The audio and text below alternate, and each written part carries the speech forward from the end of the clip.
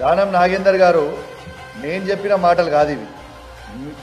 మీ ముఖ్యమంత్రి అయిన రేవంత్ రెడ్డి గారు నేను ఏమని తిట్టిరో ఒకసారి నువ్వు చూసుకున్నావా? అసలు నీకు సిగ్గు శరము లజ్జ మానం నీకేమైనా ఉన్నదా? రేవంత్ రెడ్డి గారు చెప్పిన నేనన్న మాటలు కాదు ఇవి. రేవంత్ రెడ్డి గారు ఏమన్నారు? పంజగుట్ట చౌరస్తాలో దివాన్షి దగ్గర బీడీలు అమ్ముకునేటోడు దానం నాగేందర్ అన్నాడు. మరి నేను ఒక్కటే అడుగుతున్నా, నీ బీడీలు అమ్ముకునేటోడివి నువ్వు, మరి ఇన్ని వేల కోట్ల రూపాయలు నువ్వు ఎట్లా సంపాదించినావు? ఇలా హైదరాబాద్లో నీకంటే ఎక్కువ హరాస్మెంట్ చేసేటోడు కూడా ఉన్నాడా? ఇలా బిడ్డ నువ్వు చేసిన కబ్జాలు, నువ్వు ఇబ్బంది పెట్టిన నీ బాధ్యతలు చాలామంది నాకు అప్రోచ్ అయ్యారు.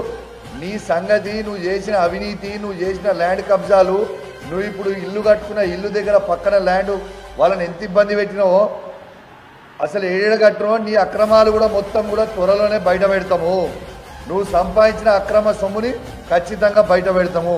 నీకు అంత రేషం ఉంటే, నీకు నిజంగా అంత రేషం ఉంటే కేటీఆర్ గారు పెట్టిన భిక్షకి నీ ఎమ్మెల్యే పదవికి రాజీనామా చేసి మళ్ళీ పోటీ చేయరాదా? నీకు అంత దమ్ము ఉంటే ఎందుకు భయపడుతున్నావు? నీకు దమ్ము ధైర్యం ఉంటే, నువ్వు మొగోన్వే అయితే నీకు చెప్తున్నా, రాజీనామా చేయరి. దానం నాగేందర్తో పాటు 9 మంది పార్టీ పెట్టిన వేళ ప్రతి ఎమ్మెల్యేలు రాజీనామా చేసి మళ్ళీ పోటీ చేయండి. మీ సంగతి ఏందో ప్రజలు చెప్తారు.